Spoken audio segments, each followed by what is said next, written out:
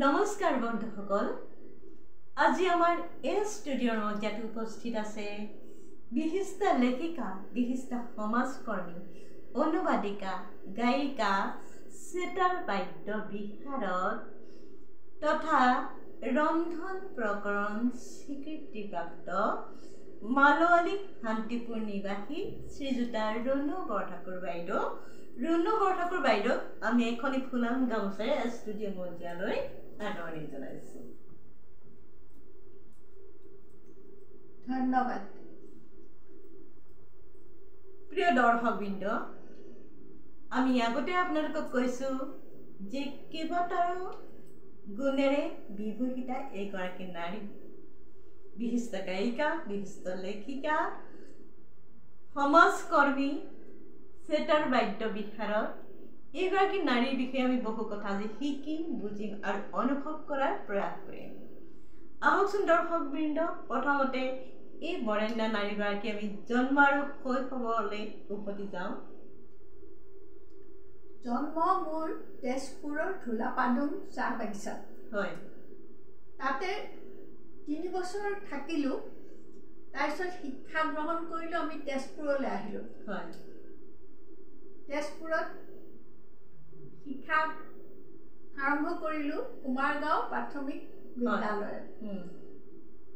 তাত 3য় শ্ৰেণী পাছ কৰি হাইস্কুললৈ আহিলোঁ।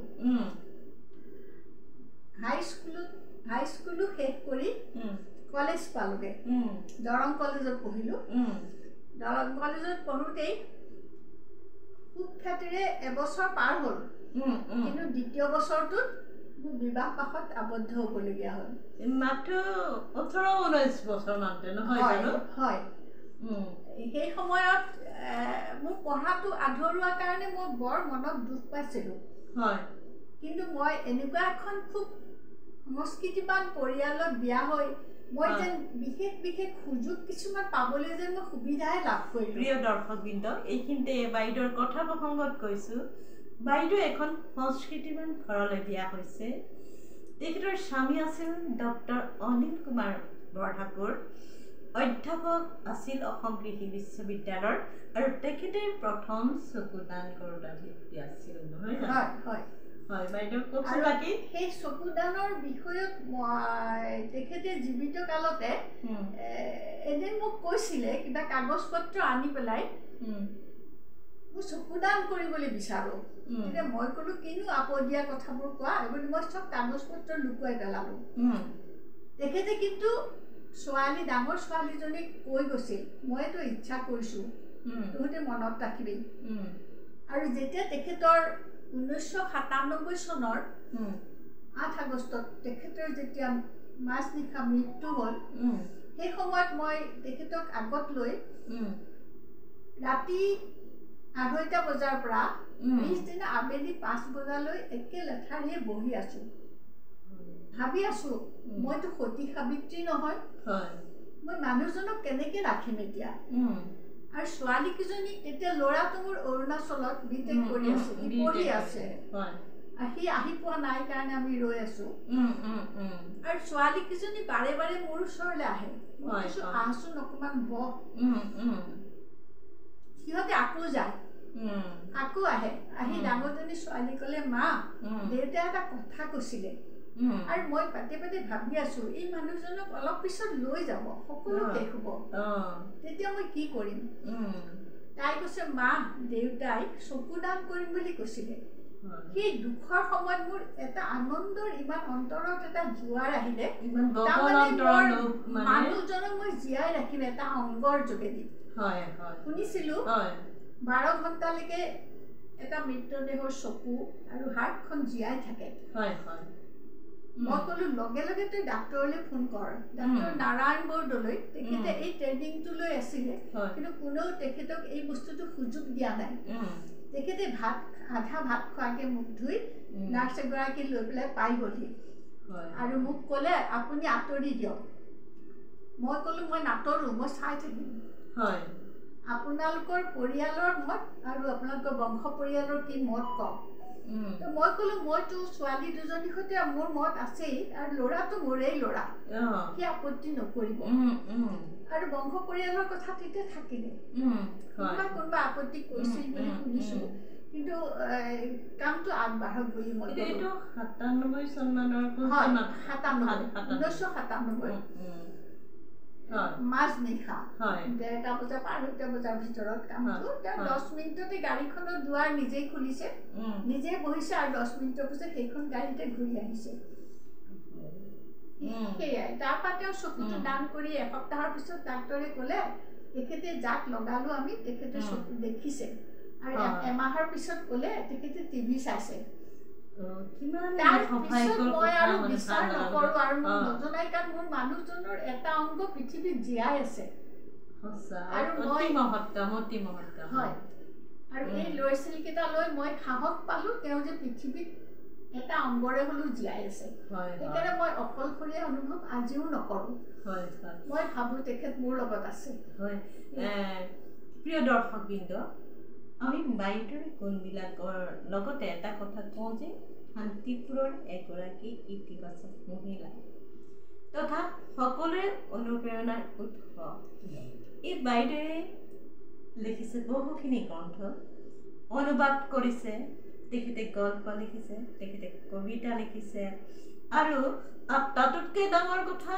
তেখেতে কলকাতাৰ মহিলাসকলক লৈ লেখিকা সমাৰোহ সমিতি গঠন কৰিছে শাখা নহয় জানো আৰু সেই শাখাৰ বাইদেউ সভানেত্ৰী এইটো বাইদেউ সেই সম্পৰ্কে আপোনাৰ আমি তালৈ যাম কলকাতালৈ যাম তাৰ আগতে আপুনি প্ৰথম লেখা মেলাৰ আপুনিতো বহু কেইখন গ্ৰন্থ প্ৰণয়ন কৰিছে এতিয়ালৈকে আমাৰ দৰ্শকসকলক এয়া পাছতে আমি দেখুৱাইছোঁ কিছু গ্ৰন্থ বাইদেউৰ গ্ৰন্থ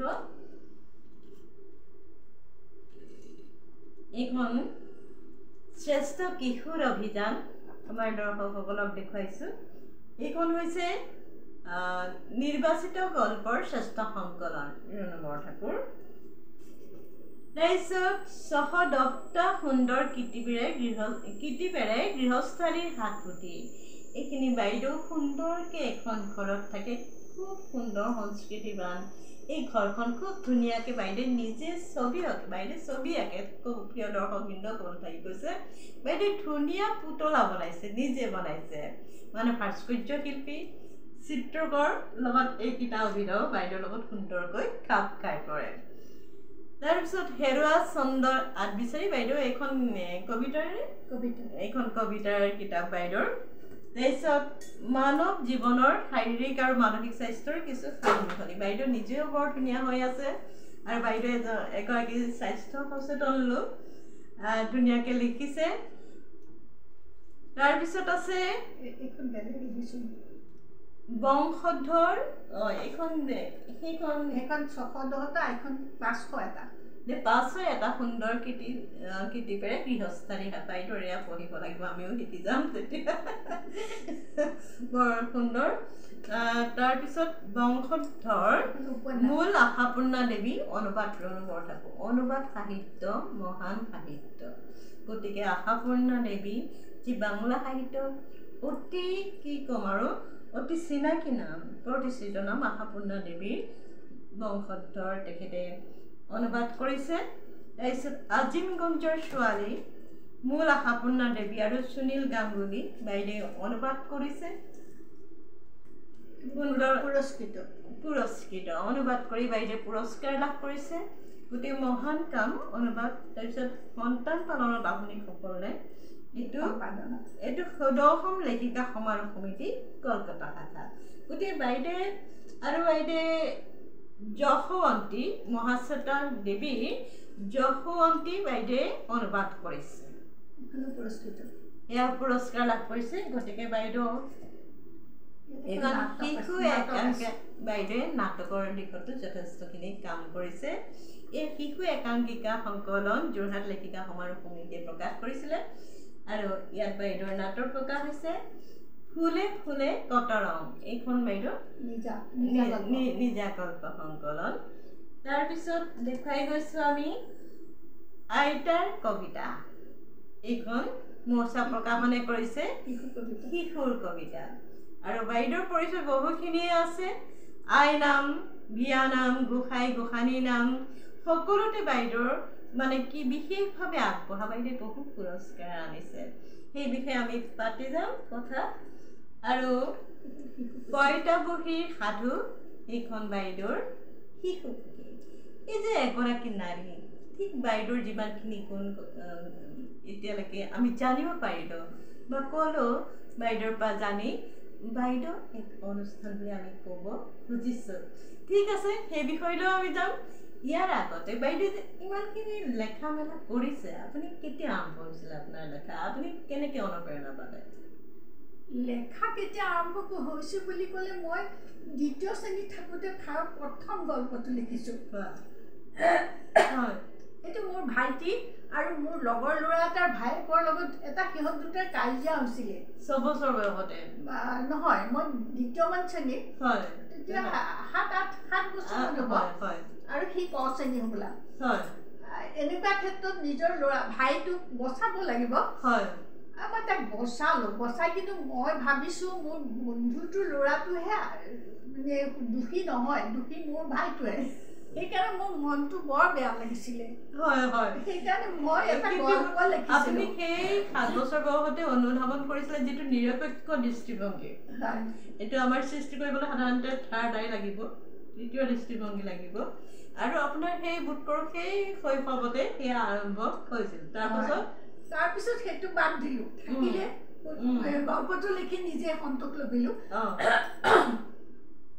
তাৰপিছত থাকিলে মই লিখি কিবা এটা দেখোঁ, ঘটনা এটা দেখোঁ, লেখোঁ, আকৌ ফালি পেলাওঁ, থাকে ক'ৰবাত থাকে। আৰু মই লিখাবিলাক লিখি পেলাই মোৰ দাদাক দেখুৱাওঁ, ডাঙৰ দাদাই স্বীকৃতি। ডাঙৰ দাদাৰ নাম প্ৰফুল্ল ভট্টাচাৰ্যী, গুৱাহাটীত থাকে, এতিয়া জুৰিপাৰত থাকে। দাদাই মোক কয়, এইটো এনেকৈ কৰিবি, এইটো তেনেকৈ কৰিবি, মোক অলপ দিহা দিয়ে। সেয়া গ'ল।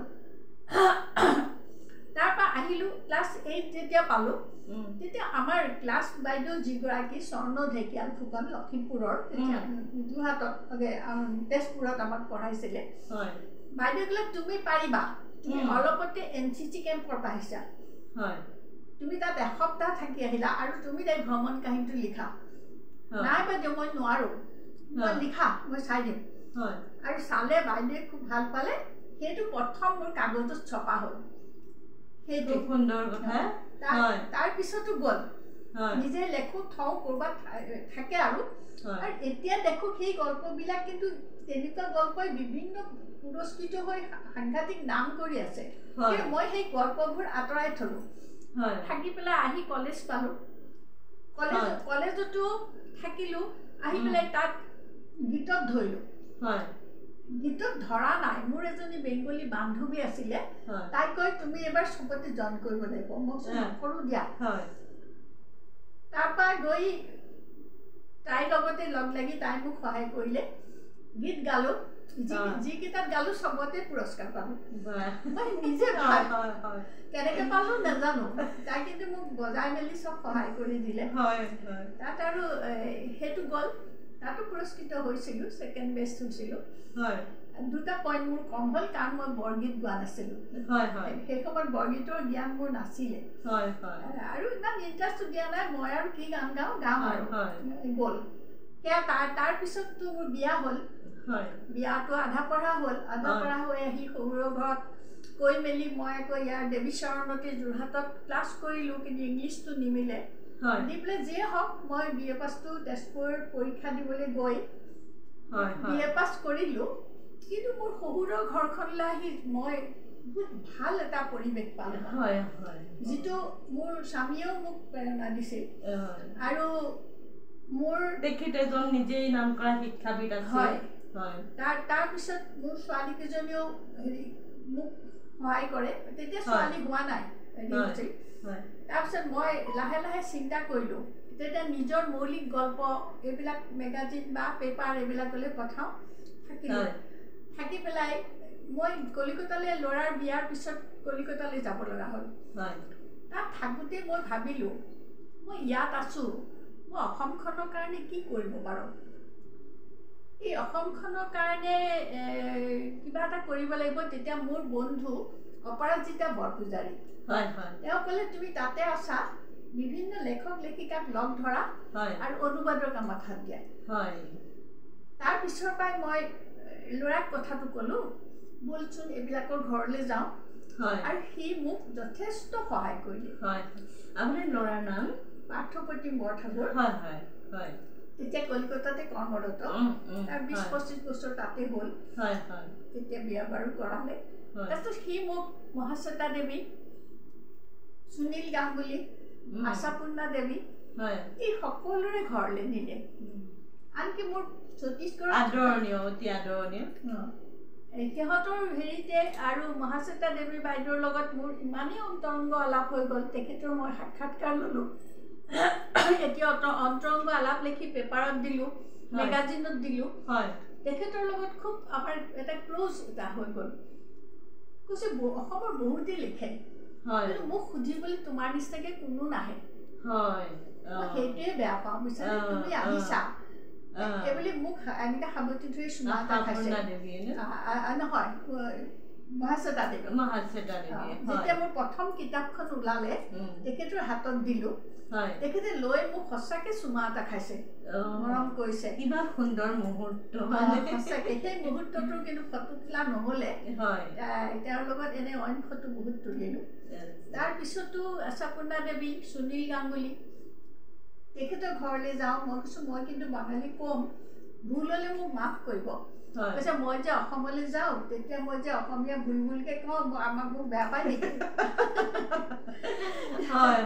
তেনেকৈ হাঁহি কৈছে যিমান খুচি আপুনি লিখক খালি গল্প লিখিব উপন্যাস অনুবাদ কৰিবৰ হ'লে মোক এপ্লিকেশ্যন এখন দিব লাগিব আজিতো আপুনি সুদাহাতে আহিলে একো জনা নাছিলোঁ মই সেয়াই আৰম্ভণি খুব সুন্দৰ কথা বাইদেউৰ আমি গম পালোঁ বাইদেউ কেনেকৈ বিখ্যাত এখন মানে বৰেণ্য লেখকৰ লগত কেনেকৈ সান্নিধ্যলৈ আহিলে বা কেনেকৈ লেখা জীৱন আৰম্ভ হৈছিলে প্ৰিয় দৰ্শক কিন্তু বাইদেৱে কিন্তু বহুখিনি সন্মান লাভ কৰিছে লেখাৰ বিনিময়ত হওক গোসাঁই গোসাঁনী নামৰ বিনিময়ত হওক বা ৰন্ধন প্ৰকৰণৰ বাবেই হওক বাইদেৱে সেই বিষয়ে অলপমান কওকচোন বাইদেউৰ আচলতে বহুখিনি পুৰস্কাৰ আছে আমি দেখিছোঁ আমাৰ সজাই থোৱা আছে আৰু বাইদেৱে বহুখিনি এতিয়ালৈকে ধাৰাবাহিকভাৱে লাভ কৰি আছে স্বীকৃতি আমিও আনন্দিত বাইদেউ অকণমান কওকচোন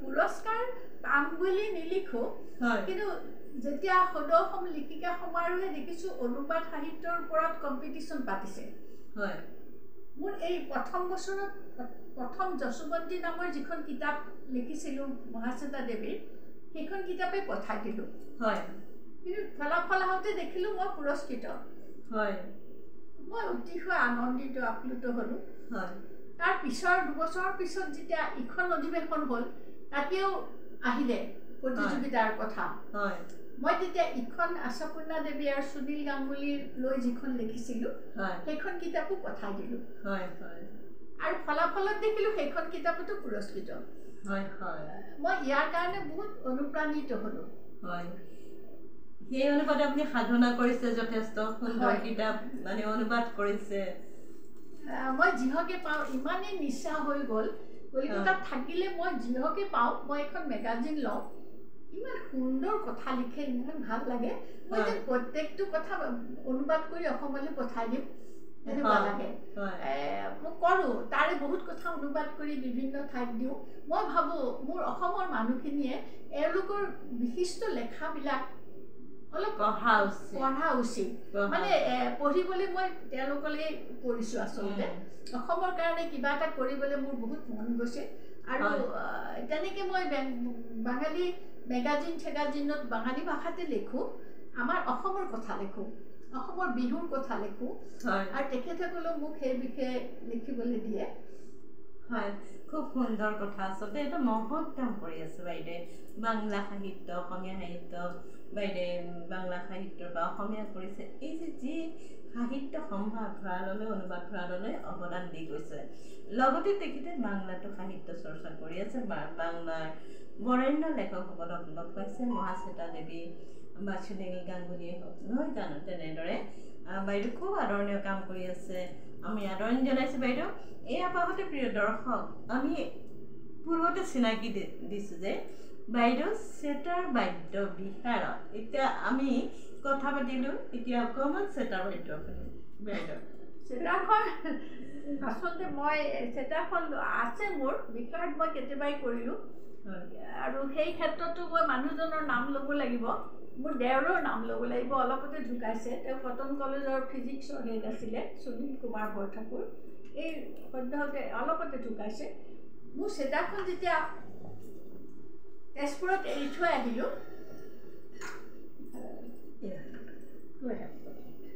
তেওঁ এবাৰ গৈ পেলাই, জাহাজ তেতিয়া দলং হোৱা নাছিলে, বহুত কষ্টকৈ আনিব লাগে, মোৰ নবৌয়ে চেতাৰ বজাব বুলি চেতাৰখন লৈ আহিলে। আৰু চেতাৰখনটো পৰি থাকিলে নহ'ব, মোক মানুহজনে নি মিউজিক স্কুলত নাম লগাই দিলে। কাৰণ ইতিমধ্যে মই প্ৰথমাটো পাছ কৰিয়েই থৈছিলোঁ। মোক ইণ্টাৰভিউ লৈ মধ্যমাত মোক নামভৰ্তি কৰি দিলে। কিন্তু কি হ'ব, এতিয়া অলপ অনভাগ্যে হতবিদ্যা বুলি কথা এটা হৈছে। এই চেতাৰখন পেলাই থৈ আজি বহুত দিনৰ মূৰত স্বপ্নাৰ অনুগ্ৰহত, স্বপ্নাৰ কাৰণে মই চেতাৰখন দাঙি লৈছোঁ আৰু এতিয়া ভাবিছোঁ মই চেতাৰ বজাম। আৰু সেইকাৰণে মই স্বপ্নাক ধন্যবাদ জনাইছোঁ। ইমান সুন্দৰ কথা এটা তাই মোক কৰিলে, অকণমান চেতাৰ বজাব লাগিব। চাওঁচোন, চেষ্টা কৰি। এইটো টেমা এটা আছিল, মই আৰু এটা বগা টেমা আছিল পিছত।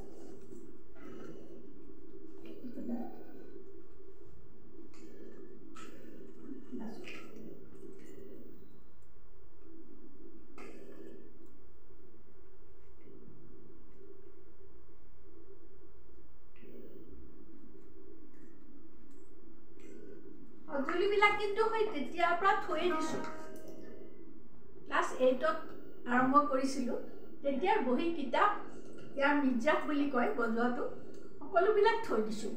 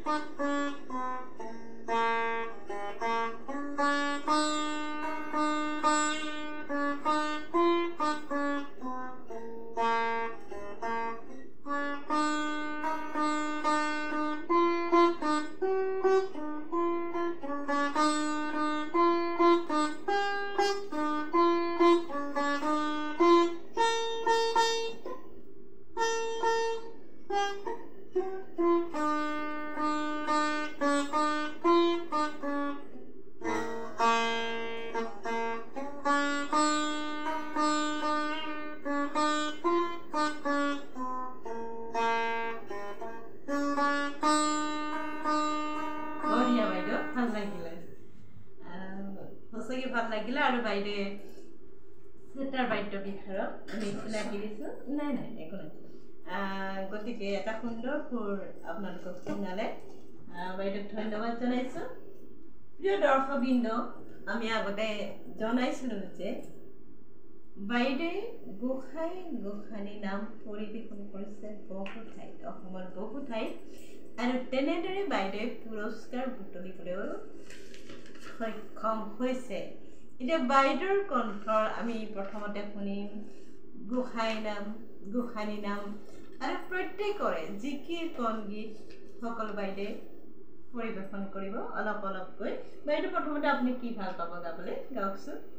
আজি জন্মাষ্টমী, হয়, গোসাঁই নামত জন্মাষ্টমী গান নামটো গোৱাই ভাল হ'ব। নিশ্চয় নিশ্চয়, হয়।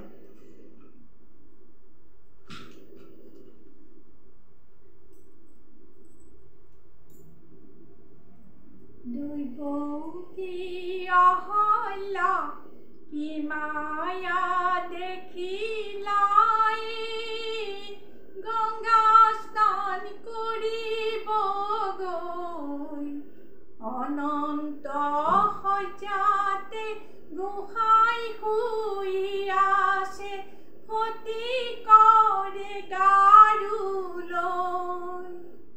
ঘূৰাই অন্ধকাৰে শিলাব ৰহিলে, নুশুনি প্ৰজাৰে মাত, পালি পহৰীয়া সবে নিদ্ৰা গইলে, উপজিলে জগন্নাথ। গোসাঁই উপজিবৰ কেৱে নাজানিলে, অকল বসুদেৱৰ বিনে কংসৰ ভয়তে পলুৱাই থলেগৈ নন্দ যশোদাৰ ঘৰে। আহা বাই আহা ভাই নন্দৰ ঘৰে যাওঁ, যশোদাৰ পুত্ৰ হৈছে নয়ন ভৰি চাওঁ।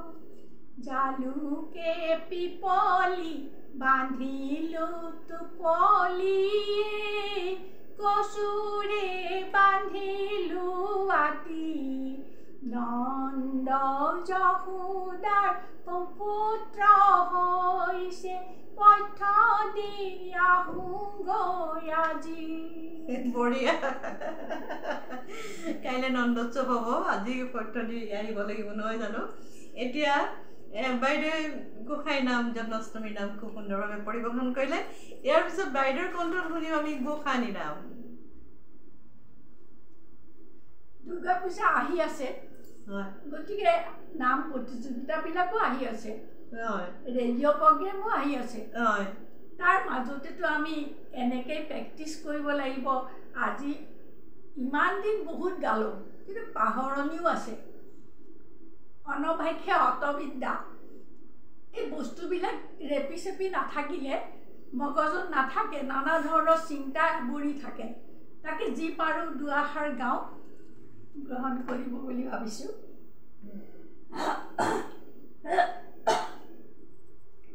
মাহে উষাতে কুমাৰী, মাহে মধ্যাহ্নে ভৱানী, ছায়াহ্নে ভৱৰদা দেৱী কি মাহে জয়তী জয়তী। সুন্দৰ বাইদেউ, অকণমান গাই দিলে। এতিয়া বাইদেৱে শিৱৰ নাম গাব। সদা হিয়ে তোমাৰ হিৰে জন্তা, জগতক বৰ দিয়া আপুনি নাথাকি দাসী।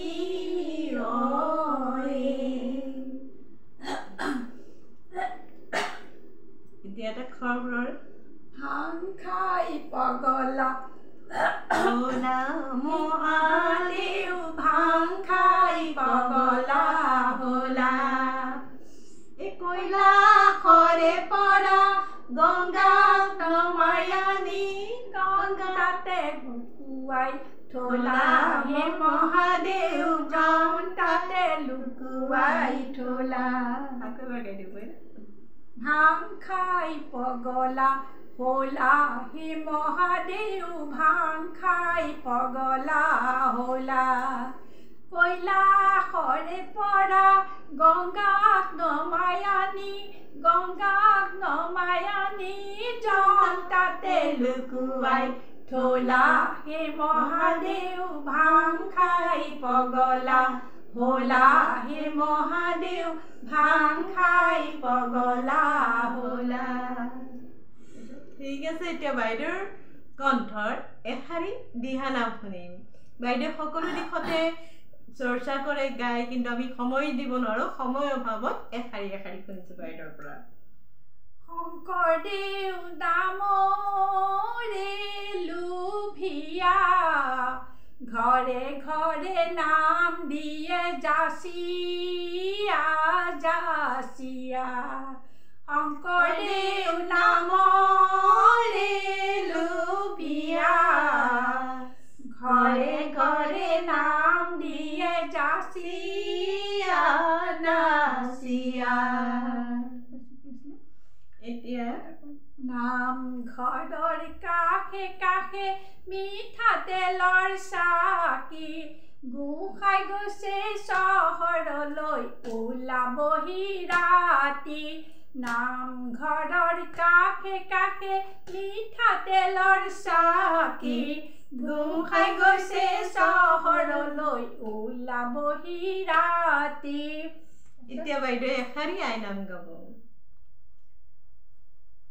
মামুৰ উজাই আহিলে মামুৰ আইৰে হাতে ভনী মামুৰ বালিতে খপিলে ৰাতি হে মামুৰ নাজানি ঘাটয়ে মামুৰ পাৰ নকৰিলে সুগন্ধি লগালে বাতি সুগন্ধি লগালে বাতি বাইদেউ এতিয়া অকণমান বিয়া নামৰ আচলতে একেলগে দি দিছো বাইদেউৰ পৰা আৰু বহুত কথা জানি বাইদেউ অসুবিধা পাইছে নেকি একো নাই ডিঙিটো দিগদাৰ কৰি আছে কলৰি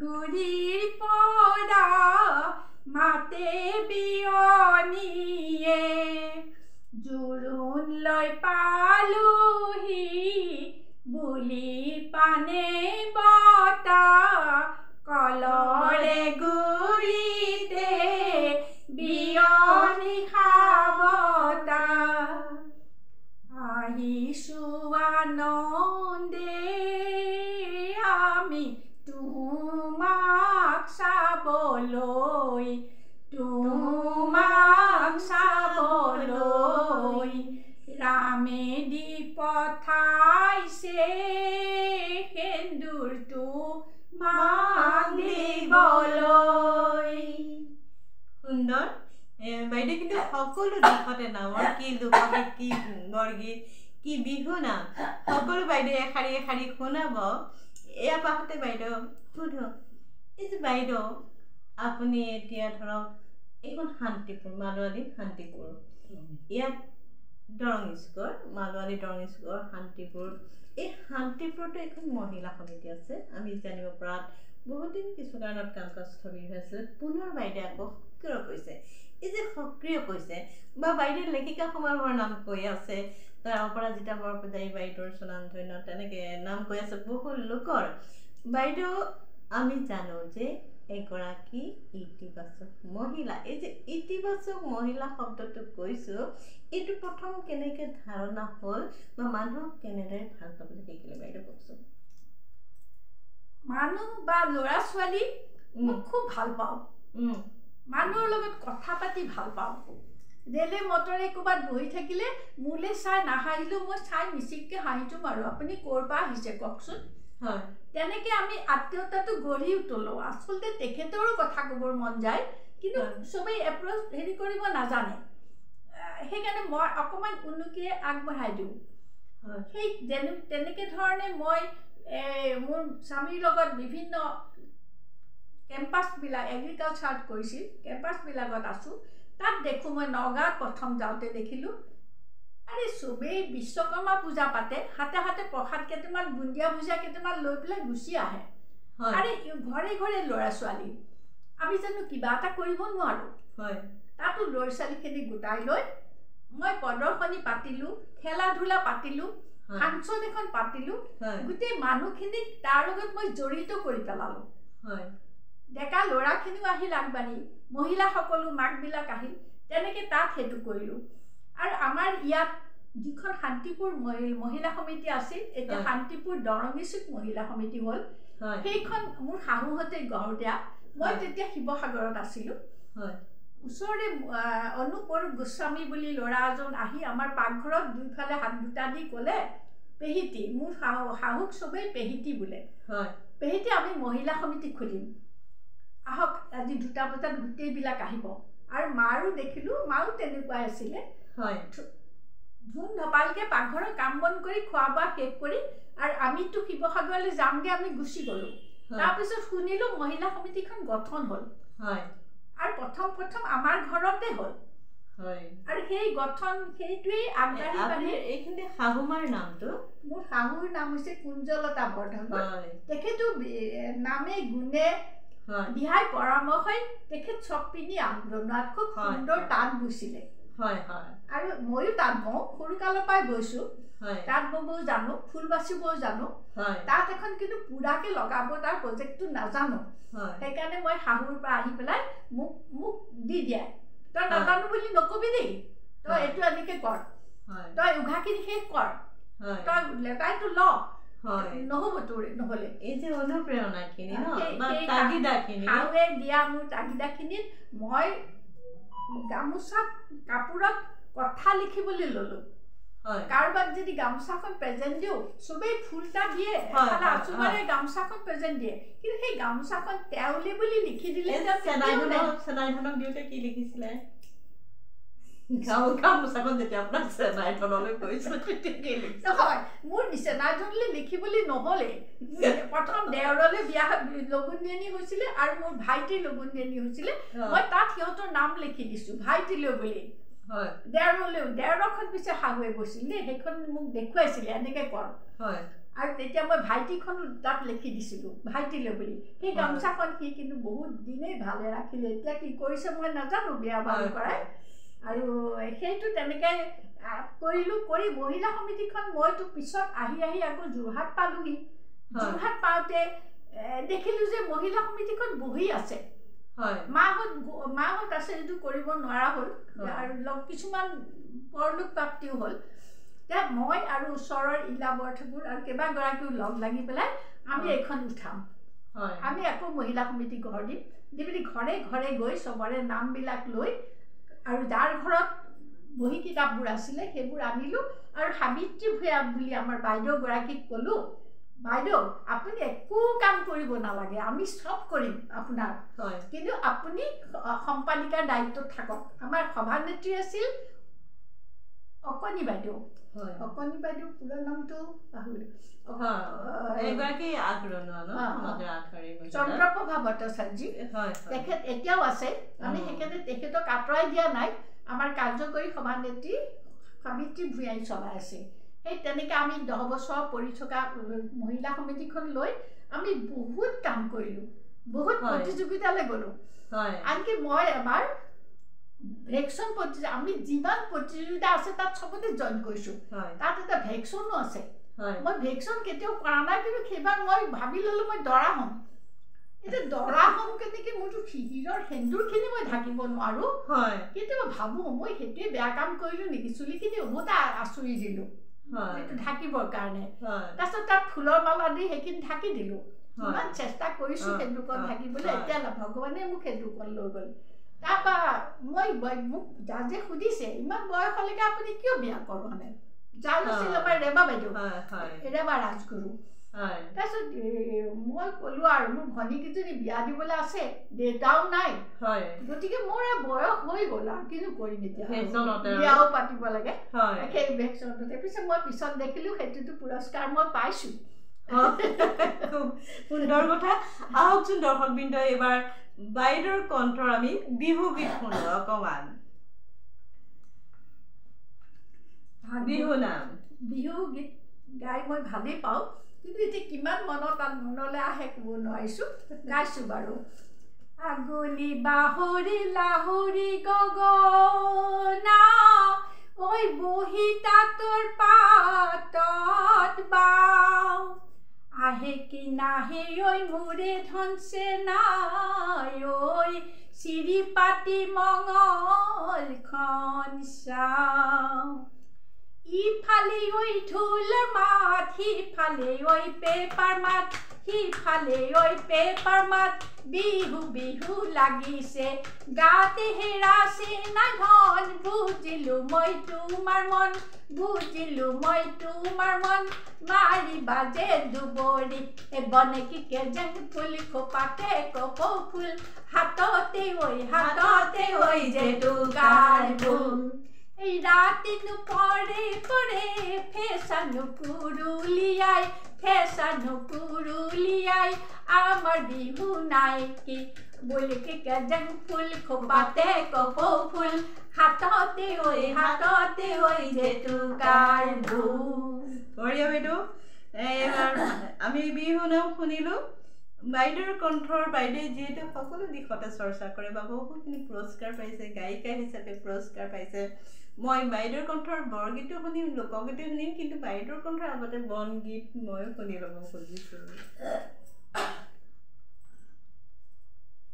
খুজিলাহে কৈ দিবি সখী খুজিলাহে কৈ দিবি খুজিলাহে কৈ দিবি সখী খুজিলাহে কৈ দিবি ঘাট পিছল চাবি সখী খুজিলাহে কৈ দিবি ঘাট পিছল চাবি সখী খুজিলাহে কৈ দিবি খুজিলাহে কৈ দিবি সখী খুজিলাহে কৈ দিবি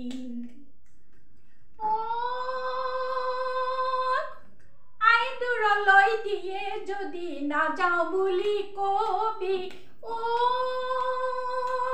আই দূৰলৈ দিয়ে যদি নাযাওঁ বুলি কবি দুয়ো সখী আমি একে গাঁৱতে নপৰো মানে ৰবি খুজিলাহে কৈ দিবি সখী খুজিলাহে কৈ দিবি খুজিলাহে কৈ দিবি সখী খুজিলাহে কৈ দিবি বৰ সুন্দৰ বাইদেউ সোধো বাইদেউ আমি জনাওঁতে চেতাৰ বাদ্য বিশাৰদ কিন্তু বাইদেৱে গীতৰ তেনেদৰে আনুষ্ঠানিক শিক্ষা লোৱা নাই হ'লেও বাইদেৱে বহুখিনি প্ৰতিযোগিতাত বাইদেৱে প্ৰথম হৈছে এই যে বাইদেউৰ কণ্ঠটো এইটো বয়সত আপোনালোকে শুনিছে নিশ্চয় ইমান মনোগ্ৰাহী বাইদেউ সংগীত যাত্ৰাৰ বিষয়ে অকণমান কওকচোন সংগীতৰ কোনো অনুশীলন মোৰ নাই নাই মানে গান গাই কিয় জানো সৰুৰ পৰা মই ৰেডিঅ'টো মোৰ প্ৰধান আছিলে অনুৰোধৰ অনুষ্ঠান নীতিমালিকা এনেকুৱাবিলাক শুনি ভাল লগা গানটো লৰালৰিকে লিখি থওঁ মোৰ লগত বাইদেউ আছিলে মিনতি বৰুৱা তাইতে বিশ্বনাথ চাৰিআলিত আছে গানটো লিখি পেলাই আমি চিঠি লেখো ৰেডিঅ'লে গানটো অনুৰোধ কৰোঁ দ্বিতীয়বাৰ দিবৰ কাৰণে আৰু তেতিয়া আমি শুধৰাই লওঁ লৈ বাট চাই থাকোঁ কেতিয়াবা অনুৰোধ কৰোঁ সেই গানটো গাবলৈ সেই গানটো সুৰটো শিকোঁ তেনেকৈ গান শিকোঁ আমি আকৌ কোনোবা বন্ধু বান্ধৱীয়ে যদি গান গায় এই দেনা মোক গানটো শিকাই দেনা অকণমান সুৰটো দিলেই হ'ব তেনেকৈ মই গানলৈ গুচি গ'লো আৰু গানৰ কিতাপ পালে ভূপেন হাজৰিকাৰ কিতাপ বা কাৰোবাৰ কিতাপ পালে গানবোৰ লৈ মই নিজে সুৰ দি গাই থাকোঁ তেতিয়া মোৰ দাদা মোৰ ডাঙৰ দাদাকে এইবোৰ ক্ষেত্ৰত মোক বহুত অনুপ্ৰাণিত কৰিছিলে দাদাৰ নাম প্ৰফুল্ল বচ্চাই দাদাই নিজেও বহুত নাটক কৰে বেষ্ট এক্টৰ তাৰপিছত সেই আমাৰ ফালৰ পৰা আন্তৰিক শুভেচ্ছা জনাইছো তেখেতলৈ ষ্টুডিঅ' মজিয়াৰ পৰা তাৰপিছত এই দাদাই মোক অনুপ্ৰাণিত কৰে মোৰ গান শুনে আৰু মোক গাবলৈ কয় গাচোন তই গাব পাৰিবি তাৰপিছত মইনামেল পাতিলোঁ মই বহি থকা মানুহ নহয় ল'ৰা ছোৱালী লৈ মই এই ল'ৰা ছোৱালীবিলাকক এনেই থকা দেখিলে মোৰ বৰ বেয়া পাওঁ সিহঁতক লগ লগাই লওঁ সিহঁতক গান শিকাওঁ সিহঁতক খেলা শিকাওঁ সিহঁতক বিভিন্ন ধৰণৰ কোৰাছ গানবিলাক শিকাওঁ সমবেত সংগীত ৰেডিঅ'লৈ লৈ যাওঁ কেতিয়াবা ৰেডিঅ'ৰ মানুহ ঘৰলৈ আহি লৈ যায়হি তেনেকৈ মই ল'ৰা ছোৱালীবিলাকক আগবঢ়াই নিবলৈ লৈ সেই সিহঁতক শিকোৱাৰ লগতে মোৰ গানটো প্ৰেক্টিচ এটা হয় সেই প্ৰেক্টিছে কৰি কৰি গৈ আমি যেতিয়া গাৰ্লছত পঢ়িছিলোঁ তেতিয়া হয় কি আমাৰ ঘৰখন অলপ দূৰত থাকে যেতিয়া আমাক সেই মেজৰ যি সকলে শিকাই আমাক ল'বলৈ মন নকৰে ইহঁতে প্ৰেক্টিচত ওচৰত নাহিব দূৰত ঘৰ সেইকাৰণে থোপতে যিখিনি পায় লৈ থয় কিন্তু কলেজততো গৈ পেলাই দেখিলোঁ চব খোলা বজাৰ চবেই মোৰ লগৰ অনামিকা বঙালী ছোৱালী তাই বেছি ঢুকাই থাকিলে তাই ক'লে আহা তুমি এবাৰ গান গাব লাগিব মই তোমাক সহায় কৰিম তাই মোক এদিন গান এটা শুনিলে মোৰ পৰা শুনি পেলাই ক'লে তুমি চবতে জইন কৰি দিয়া তাইও জইন কৰিছে তাৰপিছত মই জইন কৰি কৰি গৈ আছোঁ গৈ থাকোঁতে বনগীত গালোঁ বৰগীত গালোঁ লোকগীত গালোঁ আধুনিক গালোঁ জ্যোতি সংগীত গালোঁ জ্যোতি সংগীতত মোৰ ষ্টক নাই তেতিয়া অকল মই জানো লুইটৰ পৰা আমি দেখালোঁ গৈ পেলাই এইটো কম্পিটিশ্যনত গালোঁ মই ফাৰ্ষ্ট হ'লোঁ আৰু ফাৰ্ষ্ট হোৱা গানটো মেইন মিটিঙত প্ৰাইজ ডিষ্ট্ৰিবিউশ্যনৰ মিটিঙত দি দিলে নহয় ছেকেণ্ড নম্বৰতে আৰু মই ভাবি আছোঁ গান এটা তুমি গাব লাগিব কৈছে মিউজিক ছেক্ৰেটাৰীয়ে জ্যোতি সংগীত যে গাব লাগিব মোকতো কোৱা নাই মই যোন ধৰণে জোনাইছে দিনটো অভ্যাস কৰিলোঁ প্ৰেক্টিচ কৰিলোঁ তাত ষ্টেজত উঠা আগে আগে গ'লে তুমি জ্যোতি সংগীত গাব লাগিব দেই ভগৱান মোৰ হাতততো লুইটৰ পাৰ্ডা আছে উঠিলোঁ আৰু সাহস কিছুমান আছিল কিন্তু দেই তাৰপিছত গ'লোঁ গৈ ৰভাখনৰ খুটা এটালৈ চাই আছোঁ ক'লেও চোৱা নাই মই লুইটৰ পাৰ্ডে দিলোঁ আৰম্ভ কৰি লুইটৰ পাৰ্ডৰে আমি ডেকা ল'ৰা মৰিবলৈ ভয় নাই বছ গোটেই ল'ৰাবোৰ একদম গীতজনী মাৰি হাৰিলে এইজনী আকৌ ডেকা ল'ৰা ওলাও কেতিয়াবা মোৰ আৰু ইমান ভয় লাগিছে এই টেষ্টত তথাপি মই খুটা এটালৈ চাই থাকি গানটো কমপ্লিট কৰি গুচি আহিলোঁ অন্ততঃ আপুনি জ্যোতি সংগীত পৰিৱেশন কৰিলা জ্যোতি সংগীত পৰিৱেশন কৰিলোঁ গতিকে এটা প্ৰতিবাদী গীত সুন্দৰ বাইদেউ এইমাত্ৰ এটা কথা কৈ গ'ল যে যোন ধৰণে জোনালীতে বাইদেউ কেইবাবাৰো গাই চাইছিলে আজিও অকণমান শুনিব বিচাৰিছোঁ দীপালী বৰঠাকুৰৰ সেই অমৰ গীত বাইদেউ কওক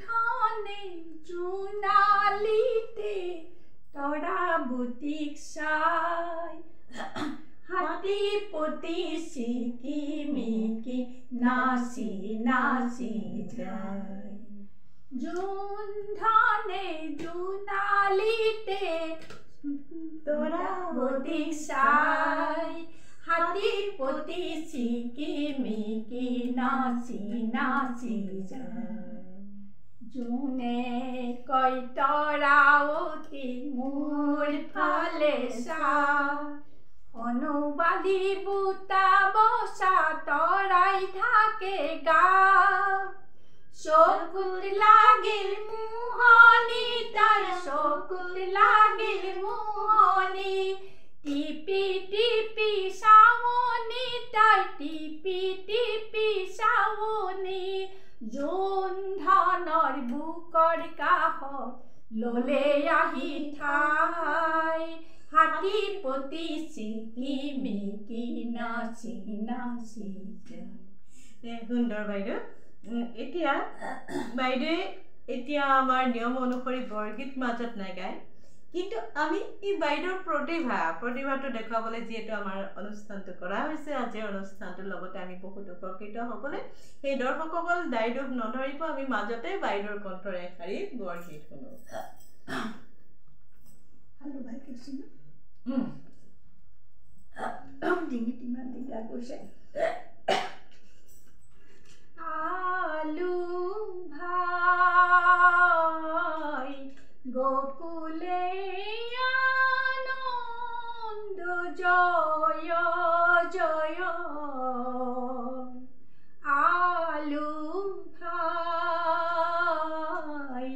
গোকুলে আনন্দ জয় জয় সকল বৃন্দাবনে শানে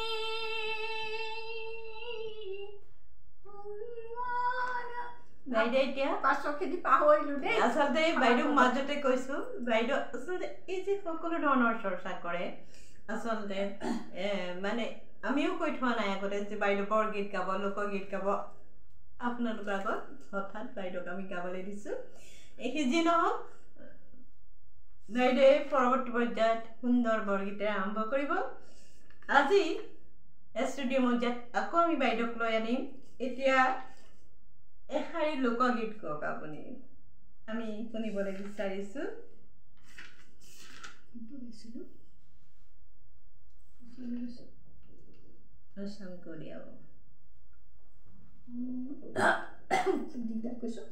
অকণমান তেতিয়াহ'লে বাইদেউ শ্যাম কলিয়া আজিনো পলাবি ক'ত যমুনাৰ বালিতে ৰাস ক্ৰিয়া কৰোঁতে মেৰা মেৰাই বান্ধিবি তোক মেৰা মেৰাই বান্ধিম তোক ও শ্যাম কলিয়া আজিনো পলাবি ক'ত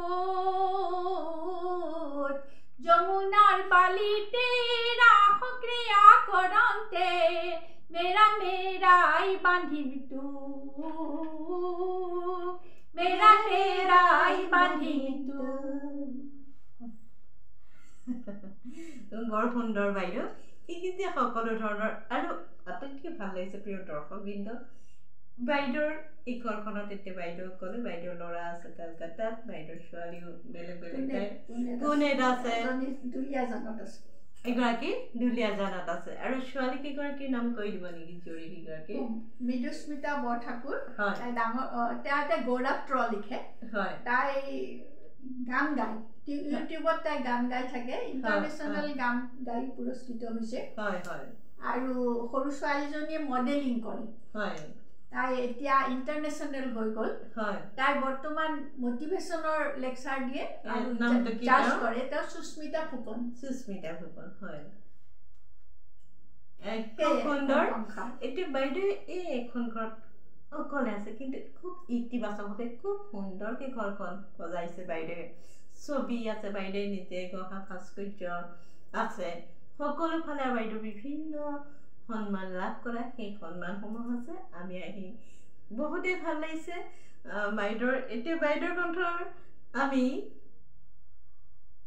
এটি পাৰ্বতী প্ৰসাদৰ গীত শুনিম অকণমান আহিন মহিয়া খেৱালি সৰিলে নিয়ৰত তিতিলে বন আহিন মহিয়া খেৱালি সৰিলে নিয়ৰত তিতিলে বন জোনাকত উপঙিল কিহ বাৰি ৰাগি কেনেবা কৰিলে জোনাকত উপঙিল কিহ বাৰি ৰাগি কেনেবা কৰিলে বুকুৰে বান্ধৈ কেনেবা কৰিলে বুকুৰ বান্ধৈ কেনেবা কৰিলে আহিন মহিয়া খেৱালি সৰিলে নিয়ৰত তিতিলে বম। সুন্দৰ সুন্দৰ আচলতে কিমান ধুনীয়াকৈ গাই আছে। এতিয়া বাইদেউৰ কণ্ঠই জিকিৰ অকণমান শুনিম। জিকিৰ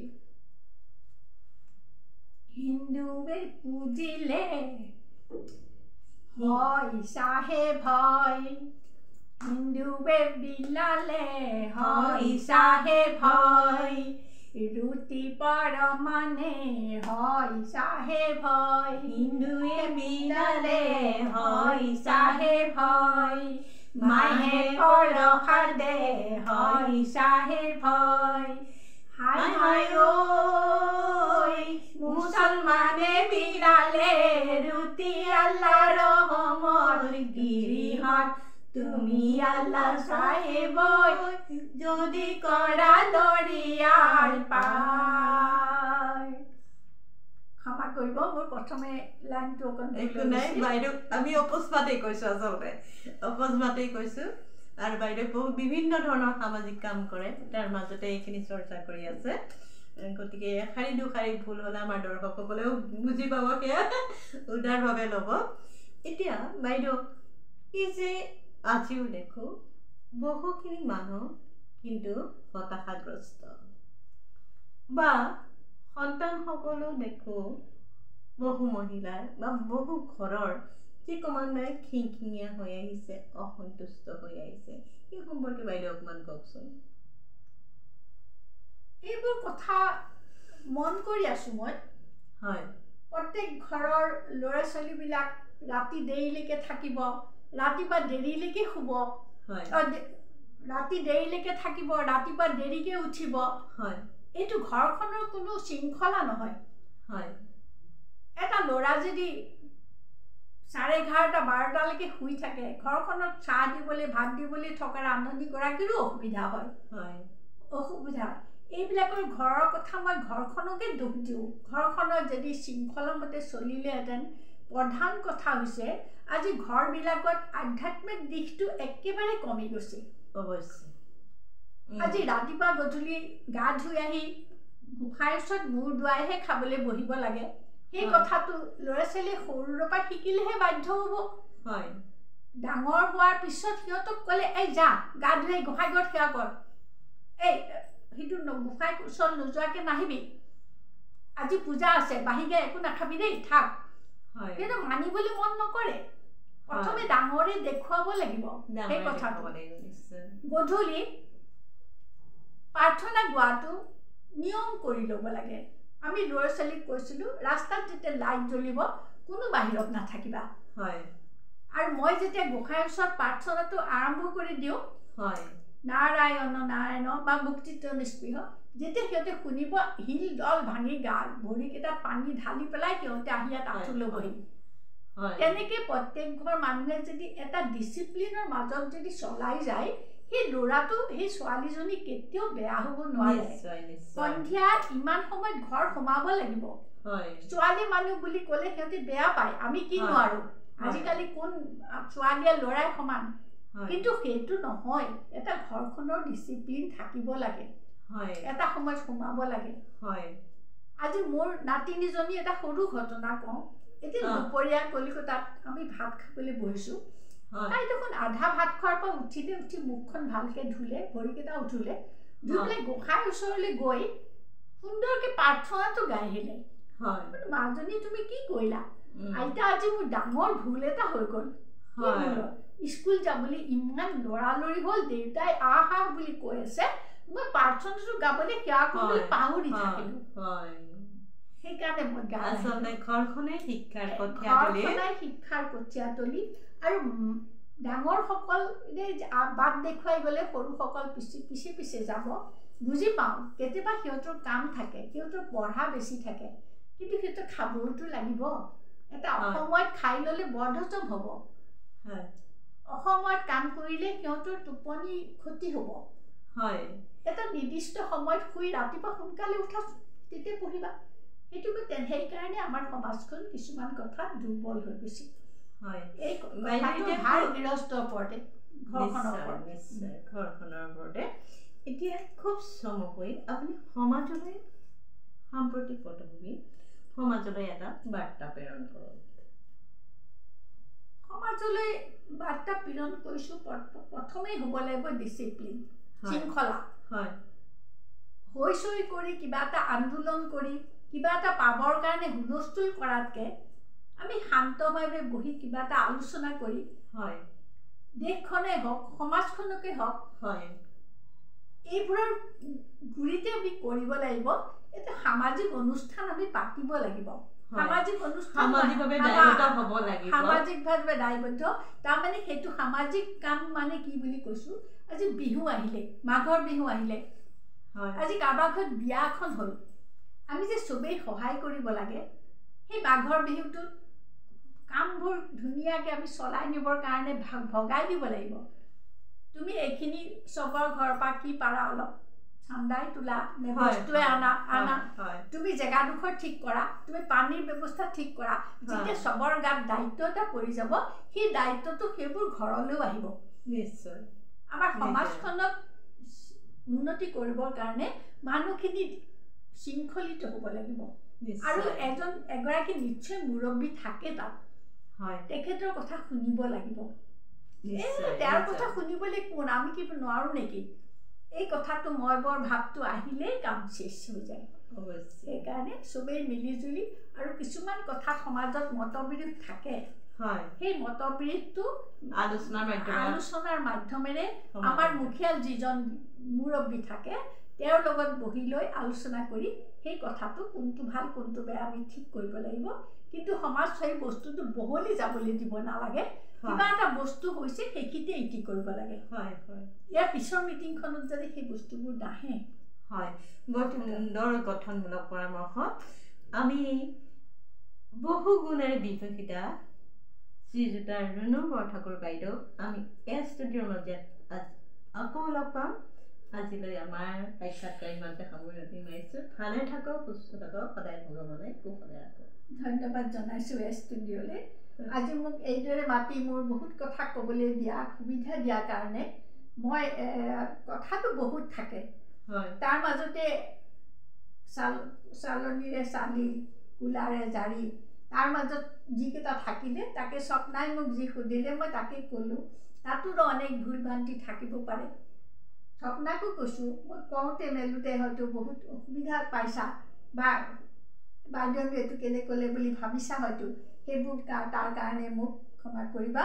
তোমালোকৰ এই অনুষ্ঠানটো আগবাঢ়ি যাওক, আৰু উন্নতি হওক, তুমি মনত যি ভাবিছা সেই কামটো সফল হওক। মই আজি আশীৰ্বাদ মই কি দিম, মোৰ শুভেচ্ছা থাকিলে, ধন্যবাদ থাকিলে তুমি আগবাঢ়া এই কাম। আন্তৰিক ধন্যবাদ। কিন্তু ক্ষমাৰ কথা নাহে, ৰাইজে বাইদেউৰ কথা খুব ভাল পাব আৰু ৰসাল মুহূৰ্ত অনুভৱ কৰিব, তাৰ মাজেদি বহুখিনি শিকিব পাৰিব। আজিলৈ আমাৰ শিক্ষাৰ্থীৰ পুনৰ ধন্যবাদ।